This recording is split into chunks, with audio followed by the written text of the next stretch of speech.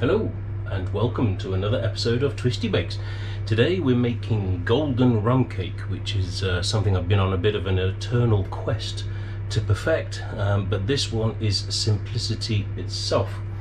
We start off with a 10-inch bundt tin. This one has been greased with butter and then lightly floured, and in there I've put 100 grams of chopped walnuts, or rather walnuts that come in halves that I bashed the packet a few times with a wooden spoon to give smaller pieces. So this is a fairly simple recipe. On the dry ingredient side we have 300 grams of plain flour, then we have a teaspoon each of bicarbonate of soda or baking soda, allspice, cinnamon and nutmeg, as well as a small pinch of salt. So that is it for the dry ingredients, except perhaps the sugar. We have 350 grams of caster sugar here, but for today we're going to consider that part of the wet ingredients group. Then we have 110 grams of vegetable oil, 3 eggs, 140 grams of milk, and 60 grams of dark rum. Now that doesn't seem like a lot of rum, but we'll be adding a lot more rum when it comes to glazing the cake in a little while. So this is, as I said, very simple. We're going to add all of the wet ingredients and the sugar, of course.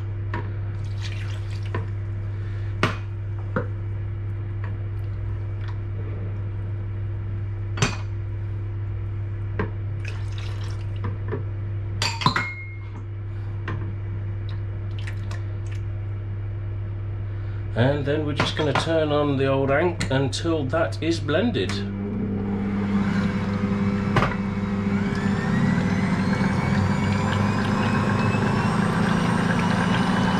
I can already smell the rum. We'll give that a minute or so just for the sugar to incorporate properly into the liquids. Blended, we start adding the dry ingredients, and we'll start with the flour.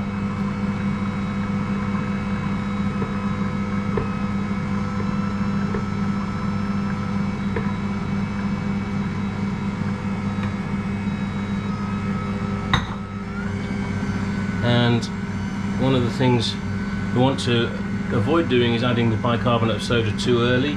The milk acts as the acid to create the bubbles, and we don't want that reaction happening until the last second before we put it into the oven.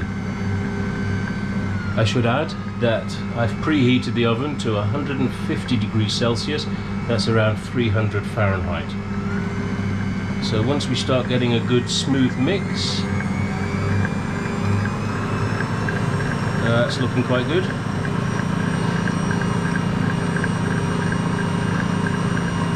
Then we can add the rest of the dry ingredients.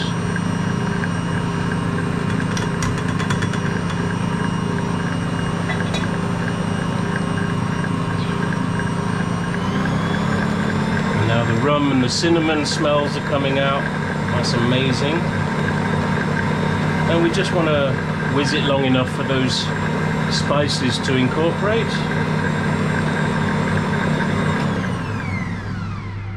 And that looks good to me. We can already see some bubbles there. Then we're going to take our bundt tin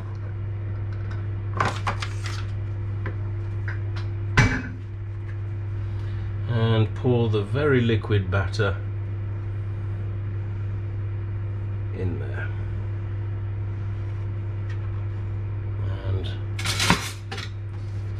Maybe use a spatula to get all those bits out.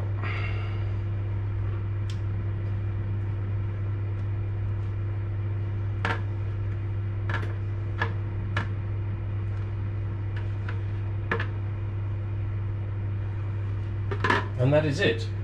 Simplicity itself. Now we will put the cake in the oven, as I said, at 150 degrees Celsius. We'll bake it for around 60 minutes, or until we insert a toothpick or a skewer and it comes out without any uncooked batter on it. So we'll come back a bit later on to see what it looks like when it comes out of the oven. And we're back. It's 60 minutes later, so I'm just going to grab the rum cake from the oven and let's see if it's done.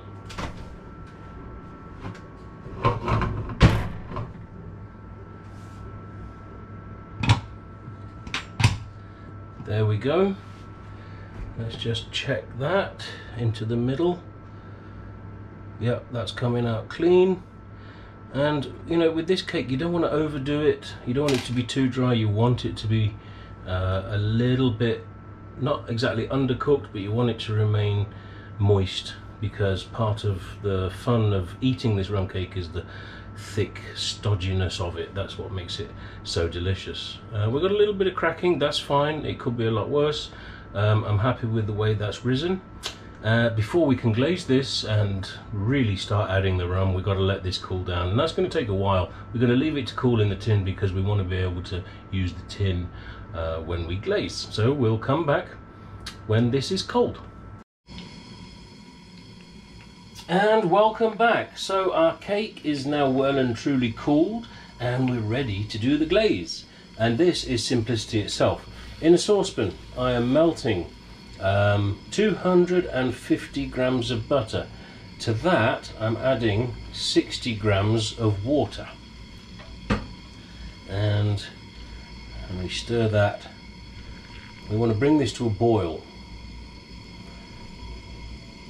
and when the butter is completely melted, we're going to add 250 grams of sugar and boil that together for about 5 minutes. When that's boiled for about 5 minutes, we'll remove it from the heat, and then we'll be in a position to add 300 milliliters of rum. And this is where you're going to get that big rum flavour. You can adjust the amount of rum either up or down depending on how much rum flavour you want. But I will warn you that most of the alcohol evaporates as a result of the boiled butter and sugar mix. So we're getting there.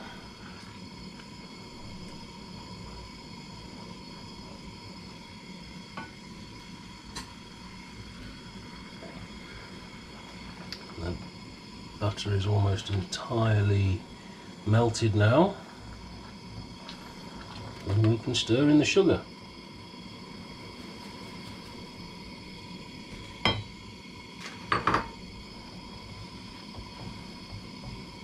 Now do be careful, because once this sugar is dissolved into the butter and water, its boiling point is very, very, very high. If you splash this on yourself, it will stick and it will burn. So gentle stirring at this point. When this comes to a boil, I expect it to get a bit frothy. There we go. That's a classic indication of boiling sugar. I can reduce the heat a little bit. And we're just going to keep stirring this and let it bubble away for about 5 minutes, so we can come back in 5 minutes for the next step.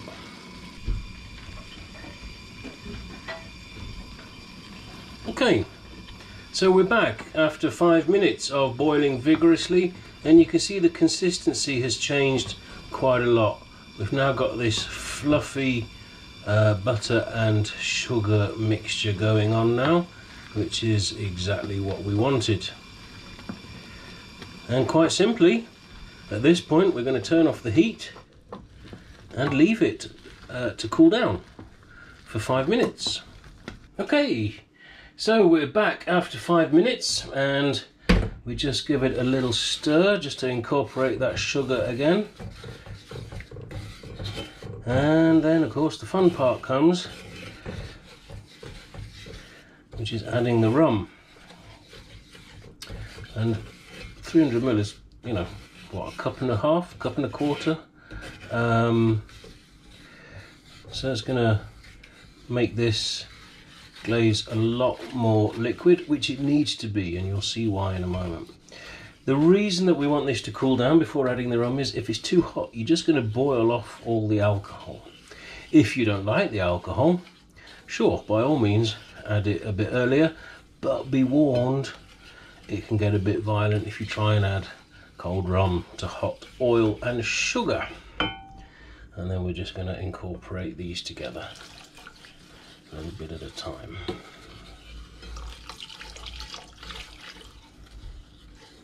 It's not often you get to eat a hangover, but this is certainly one of those times.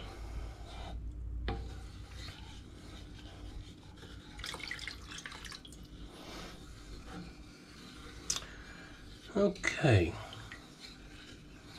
we want to incorporate that quite nicely. We don't want the sugar to be clumping, because then it won't soak into the cake. So this should be a well incorporated mixture by the time we come to glaze the cake. This is my handy hint for the lazy man's way or the lazy woman's way of glazing the rum cake, and trust me, I've never had any complaints.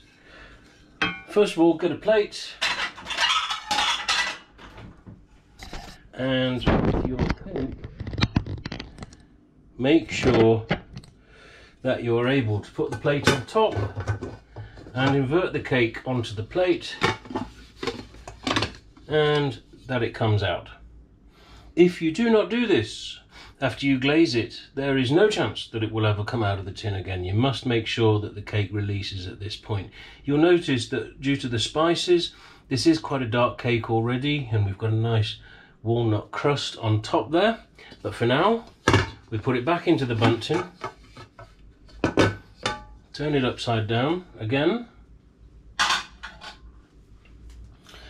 Then you want to take your pokey stick, whatever that might be, a skewer or whatever, and make a lot of holes. Now, it might be more labor saving to use a fork, but honestly, you don't want to use a fork, because if you do that, you get lots of little holes close together, and that doesn't help you. You also want your holes to go all the way through the cake. So when you're piercing, make sure that you're hitting the tin itself. Okay, and then quite simply pour the glaze around the cake. You know, I've not used this pan for this recipe before, and I think it's going to be easier if I use a jug. So I transfer the glaze and just drizzle it all over the cake.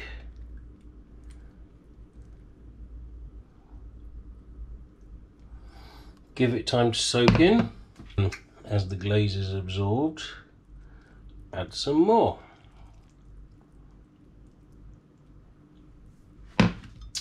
And the more glaze that you add, the more difficult or the slower it is absorbed, because the cake gets more and more saturated. Although at the moment we are seeing it disappear quite nicely.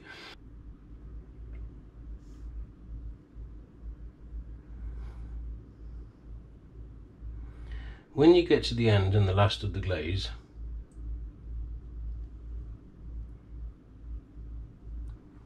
just let it sit.